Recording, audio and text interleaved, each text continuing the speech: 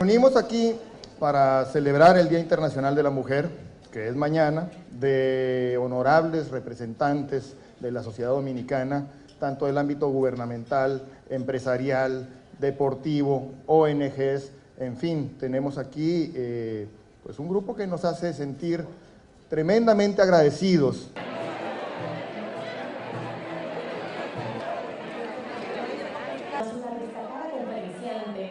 Entre los que se destacan como mejor obra de teatro, muchísimos otros premios más.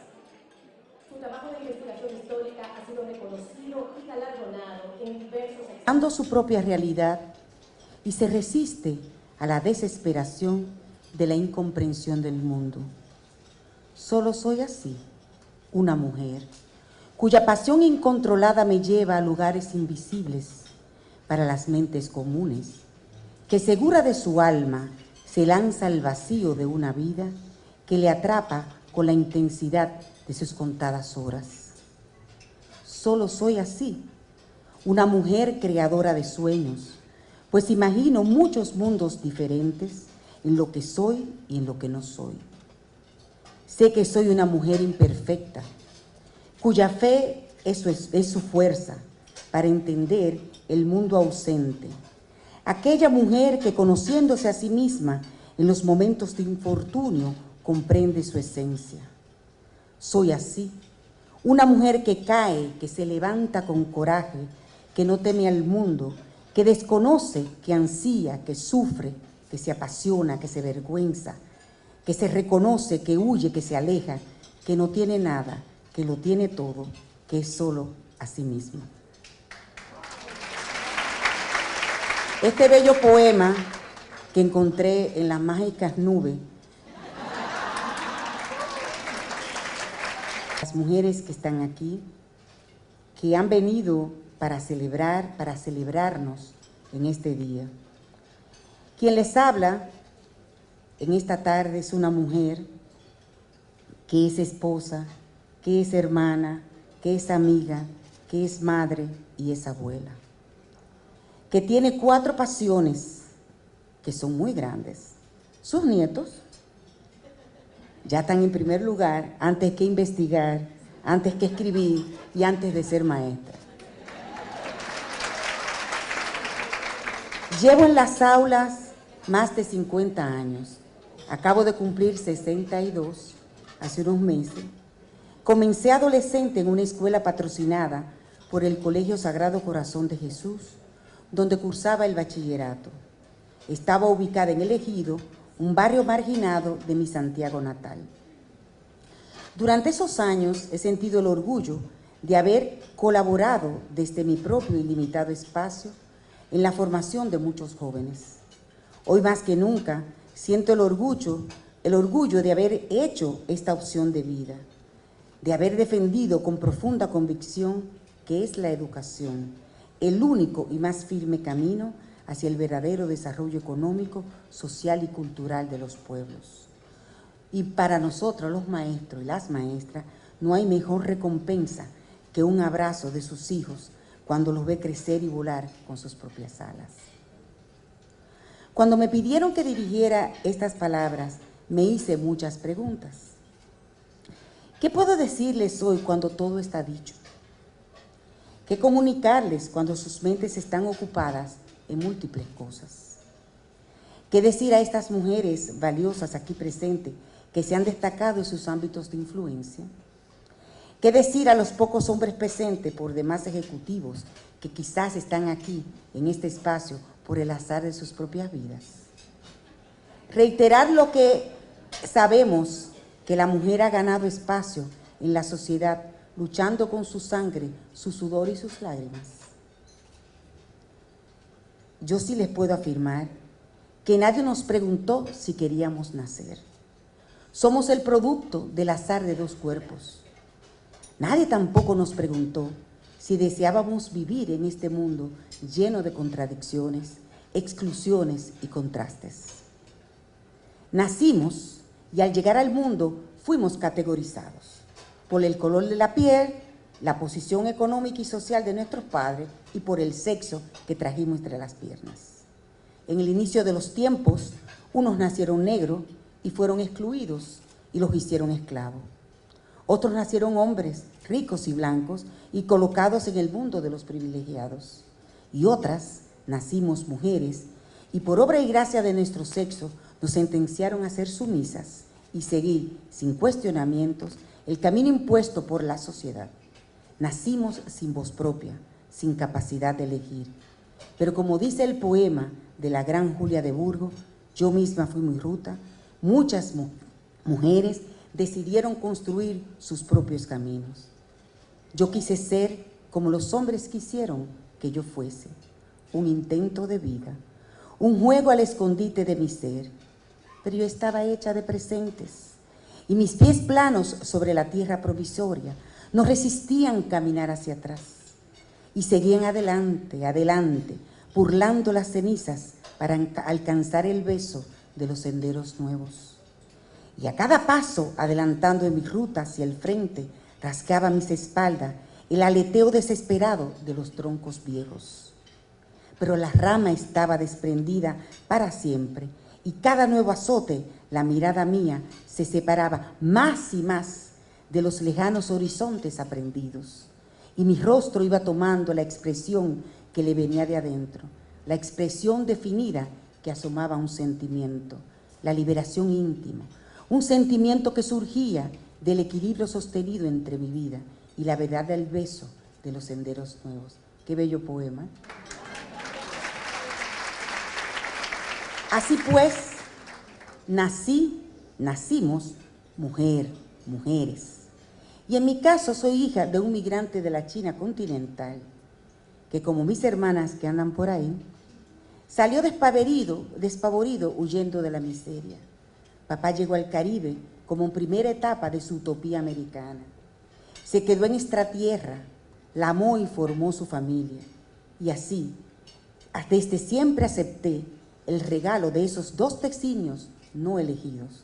He asumido con la alegría necesaria las aventuras y desventuras que se desprenden de esta doble condición. Desde joven tomé, sin saberlo, la decisión de ser una mujer peligrosa. Parafraseando aquí al escritor y literato alemán Stefan Bollmann, quien escribió las obras Las mujeres que leen son peligrosas, y la otra es Las mujeres que escriben también son peligrosas. La tesis fundamental del autor es que las mujeres de todos los tiempos, relegadas a un papel secundario y pasivo en la sociedad, buscaron formas de no sucumbir y lograron encontrar su liberación en la lectura y la escritura. Así que qué maravilla, soy una mujer peligrosa y me siento orgullosa de serlo. Yo pienso que las que estamos aquí son peligrosas y pido que levanten la mano a las que se creen peligrosas. Y que levanten la otra mano a las que se sienten orgullosas de ser peligrosas.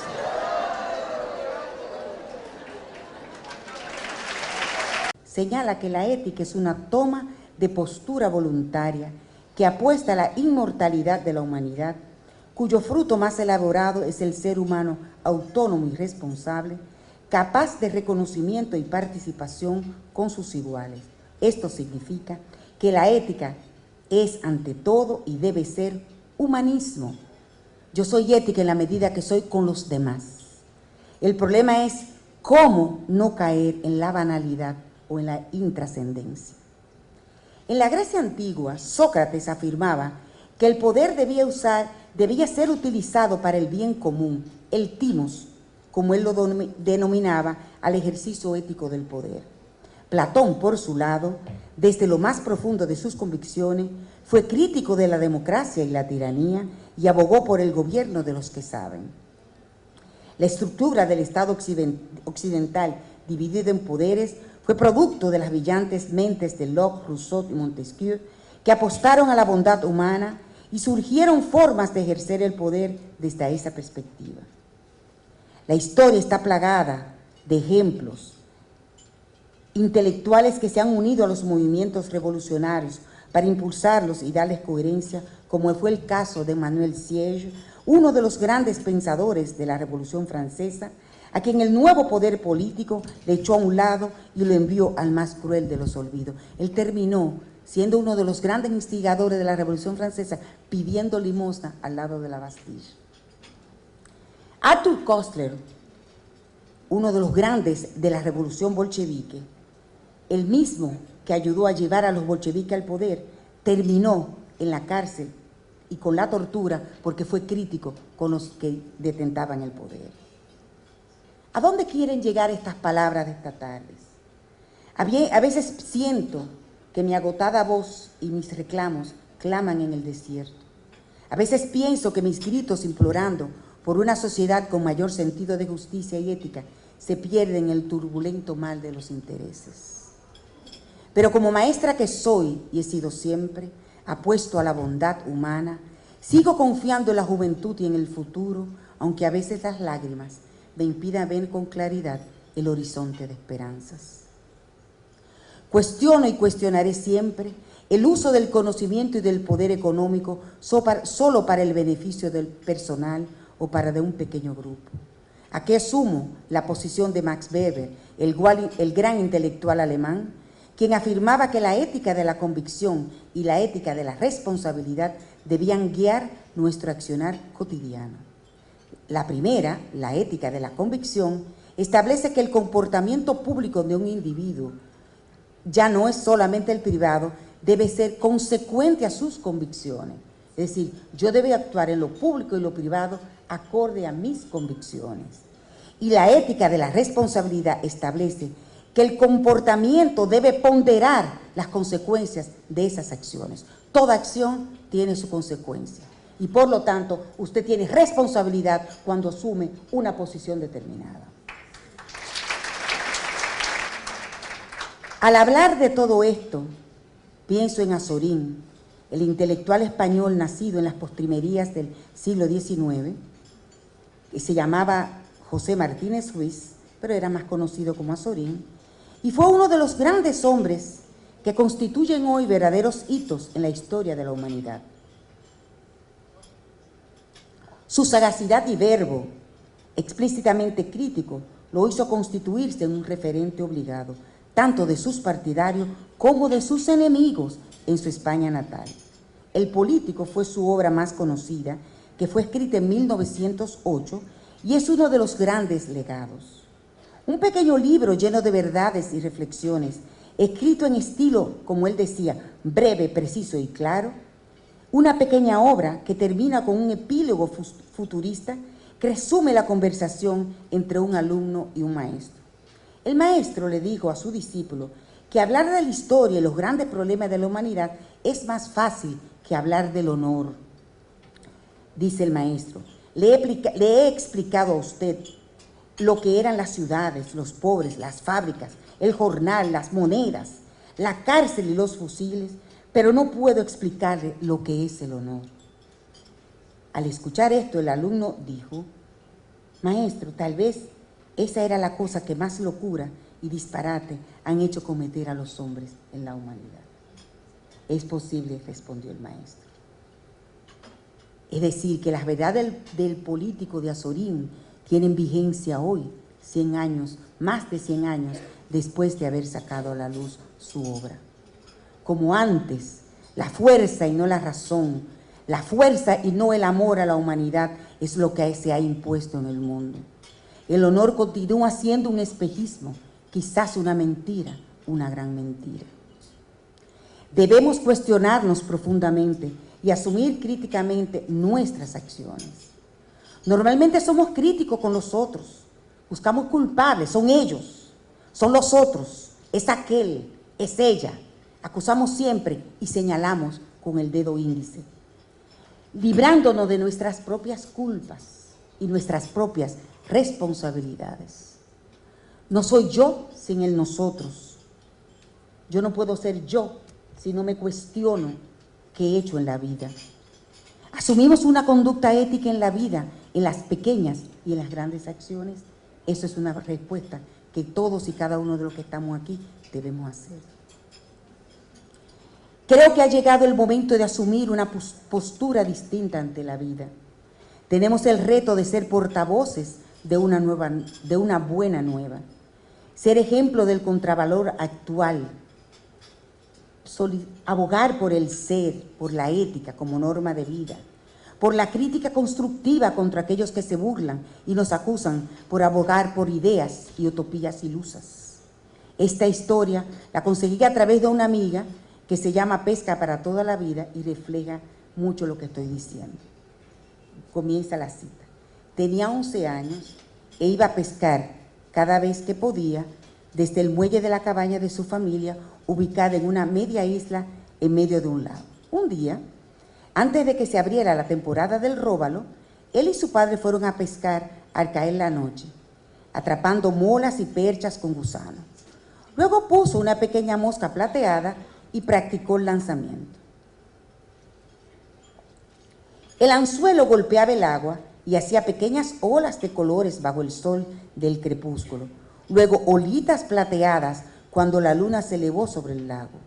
Cuando su caña se dobló, supo que había algo enorme en el otro extremo. El padre observaba con admiración cómo el niño arrastraba con habilidad al pez a lo largo del muelle. Por fin, rápidamente levantó del agua al agotado pez.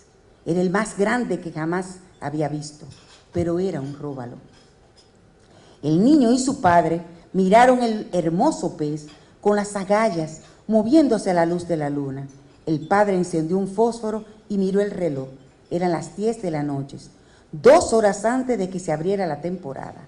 Miró el pez y luego al niño. Tendrás que devolverlo, hijo mío. ¡Papá!, gritó el chico. Habrá más peces, dijo el padre. Papá, pero no habrán tan grandes como este, dijo el chico. Miró el lago, no se veía ningún pescador, no había botes bajo la luna. Volvió a mirar a su padre, y aunque nadie los había visto, ni nadie podía saber a qué hora habían pescado el pez, el chico advirtió por la firmeza de su padre que la decisión no era negociable. Lentamente sacó el anzuelo de la boca del enorme róbalo y lo llevó a las aguas. Poderoso cuerpo y desapareció. El niño sospechaba que nunca más volvería a ver un pez tan grande. Dice el chico, 30 años después, el niño es un exitoso arquitecto. La cabaña de su padre está siempre lista en la mitad del lago. Lleva a su propio hijo y a sus hijas a pescar en el mismo muelle. Y tenía razón. Nunca volvió a pescar un pez tan magnífico como el que atrapó esa noche de tantos años atrás. Pero ve ese mismo pez cada vez que se enfrenta al tema de la ética, pues como su padre le enseñó, la ética es un simple asunto de bien o de mal. Solo la práctica de la ética es lo difícil. Fin del asunto. Qué enseñanza tan hermosa. Y yo le quiero decir a ustedes que es la mejor manera, a mí me dio tanto trabajo enseñarlo en la historia de las ideas políticas. Este es el concepto del imperativo categórico kantiano de Immanuel Kant, que se enseña. El imperativo categórico no tiene ningún cuestionamiento, se puede enseñar con este cuento. Durante muchos años impartí la materia Historia de las Ideas Políticas. Una vez se me presentó una situación muy difícil y se produjo un bendito debate que ustedes no se pueden imaginar. Aquel día el tema que trataríamos era el pensamiento de Maquiavelo, que por supuesto suscitó mucho interés. Pocos pensadores provocan tanta atención. 2 excelentes estudiantes se presentaron como verdaderos defensores de este pensador italiano del siglo XVI. Un amplio grupo del curso se definió en la posición contraria, mientras los muchachos exponían sus argumentos. Escuchaba impresionada y preocupada. Del tema de Maquiavelo se pasó a la necesidad de enarbolar una postura ética en el ejercicio de la política. Los defensores del pensador italiano se mantuvieron firmes, los otros también. Las 2 horas de clase se pasaron sin darnos cuenta. Tuvimos que cortar porque el tiempo asignado se había agotado y yo tenía otro grupo de estudiantes que me esperaba. Al terminar mis clases y mientras conducía para llegar a mi casa, pensé mucho. Al llegar releí el material y puse atención especial a los aspectos que habían despertado. Voy a seleccionar unos párrafos. Esto es un artículo que escribió mi esposo Rafael y yo lo utilizaba mucho en esas clases. Cito: los hombres, según Maquiavelo, son mediocres, eso es, incapaces de ejercitar una bondad o una maldad absoluta. El bien de lo que son capaces lo hacen por necesidad y el mal por inclinación de su naturaleza. Los hombres hacen el bien por fuerza, pero cuando gozan de medios y libertad para ejecutar el mal, todo lo llenan de confusión y desorden. Y cuando las circunstancias así lo exijan, el gobernante debe estar dispuesto a usar la violencia solo cuando sea necesario, pero que su uso debe ser rápido, hiriendo mortalmente a sus enemigos. Fin de la cita. Fue tan impactante el suceso que decidí escribir a mis 2 queridos estudiantes en mi columna de hace ya 30 años. Esta misiva la escribo porque sigo creyendo en ustedes, los jóvenes, como la fuerza transformadora de la humanidad. Ustedes 2 tienen sus vidas por delante, tienen la inteligencia y capacidad y energía para hacer muchas y grandes cosas. Por favor, no dejen que la realidad los absorba y les impida soñar. En la sesión siguiente leí la carta en el curso. Hubo un silencio sepulcral. Los jóvenes, objeto de mis reflexiones, intentaron desesperadamente hacer algunas explicaciones. Los demás también hicieron uso de la palabra. Se volvió a armar otra discusión sobre el tema de la ética y la moral. Se puede aplicar la ética al ejercicio público, al ejercicio privado. Se puede ser ético en todas las acciones de la vida. Y entonces aproveché para reflexionar con ellos y utilicé el concepto de Fernán Requejocol sobre la ética de la responsabilidad, que lo desarrolla muy bien la teoría de Weber en el libro Las democracias. Pregunté si era posible ser éticos y volví a hablar y de repente encontré una joven que estaba en silencio, que estaba llorando. Yo la vi desde el principio que estaba llorando, la dejé tranquila. Pues no sabíamos por qué estaba llorando. Entonces ella pidió la palabra. Y Alicia entre sollozos dijo, si nos habíamos dado cuenta de que se había pasado 1 hora llorando. Todos dijimos que sí. Entonces ella respondió que su llanto tenía serios motivos y que la carta dirigida a Jorge y Andrés le había abierto una herida. Estas fueron sus palabras. Hace tiempo, decía, obré mal. Antepuse mis intereses personales a los morales y éticos. Sabía que lo que hacía no era correcto. Pero en ese momento no me molesté ni siquiera en pensarlo. Sin embargo, hoy me doy cuenta que la ética tiene que ver con la conciencia y comprendo que actué mal y me arrepiento.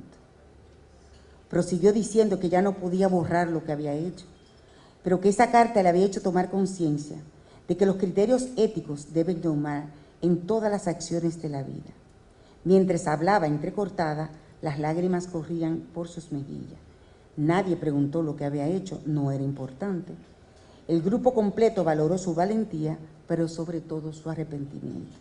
La felicité de corazón y de este episodio nació un artículo que se llamó Las lágrimas de Alicia. La clase finalizó con una conclusión importante. Tenemos que asumir una ciudadanía responsable, que sea éticamente responsable. Yo espero que a ustedes también haya llegado a sus corazones estas historias que les he contado. una perorata que tiene de teoría y de práctica, que solo pretende decir que necesitamos aprender a convivir, y convivir, sin lugar a duda, es un arte. Está claro que convivir entre los seres humanos es una tarea difícil y compleja. Una prueba clara es que dedicamos una gran parte de nuestra existencia a superar conflictos, pero a llegar a acuerdos, pero a veces no hacemos concesiones. Creemos, y siempre recuerdo la frase de mi padre, lo importante no es defender tus razones, sino saber razonar. De esto, consciente de que el uso de la fuerza, y lo está demostrando Corea, Trump y otros, como los talibanes y otros grupos radicales, la fuerza es lo que está prevaleciendo y la violencia en el mundo de hoy. ¿Ustedes se imaginan que tenemos años tratando de buscar fórmulas para prolongar la vida a enfermos terminales de dolencias hasta ahora incurables como el cáncer? Pero también invierte en ello, yo no tengo dinero para eso. Dinero e inteligencia para crear armas de destrucción masivas tan potentes que en menos de un segundo podemos aniquilar pueblos completos con solo aprisionar un botón. ¿Ustedes pueden creer que existe en el mundo ese gran abismo, que hay millones de personas todavía golpeados por el hambre y la insalubridad? Los países poderosos diseñan programas para combatir la pobreza que apenas alcanzan para repartir pequeñas migajas. La gran cantidad se va en otros aspectos. La ineficiencia de estas ayudas es tan evidente que la brecha entre ricos y pobres se ha aumentado. Algunos gobernantes han optado por la guerra, imponerse a toda costa por la fuerza, sin importar las consecuencias humanas, sociales y económicas. Ante esta creciente violencia en el mundo, de la hambruna existente que existe en todas partes, que es otra forma de violencia, de ese terrorismo ciego que mata inocentes sin piedad, se requiere que nosotros, los que deseamos un futuro diferente, asumamos el compromiso de decir basta, necesitamos una cultura de paz. La democracia necesita ciudadanos activos y responsables.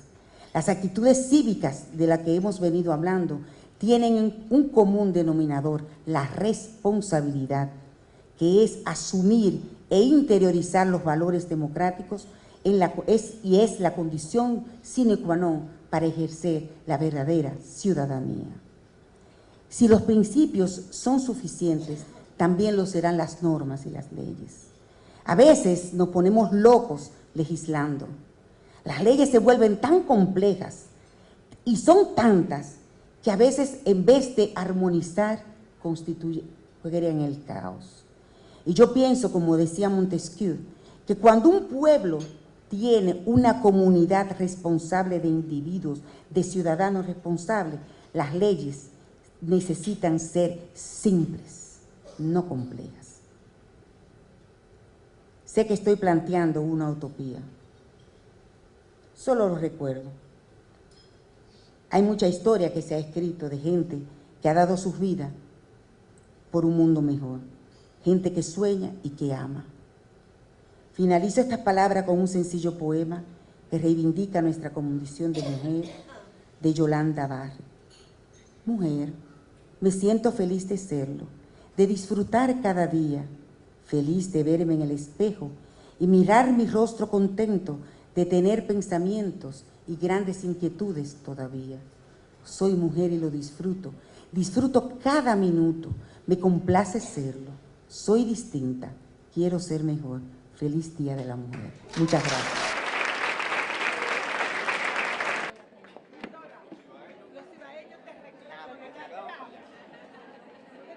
Wow, cuánta emoción con estas palabras de la queridísima y eterna profesora Muñeza. Veo verdaderamente la emoción en todas las mesas, el entusiasmo, las lagrimitas también, porque verdaderamente, como diría Leonardo da Vinci, la simplicidad es la máxima sofisticación y Y si queremos verdaderamente transformar el mundo, nos toca hacerlo de una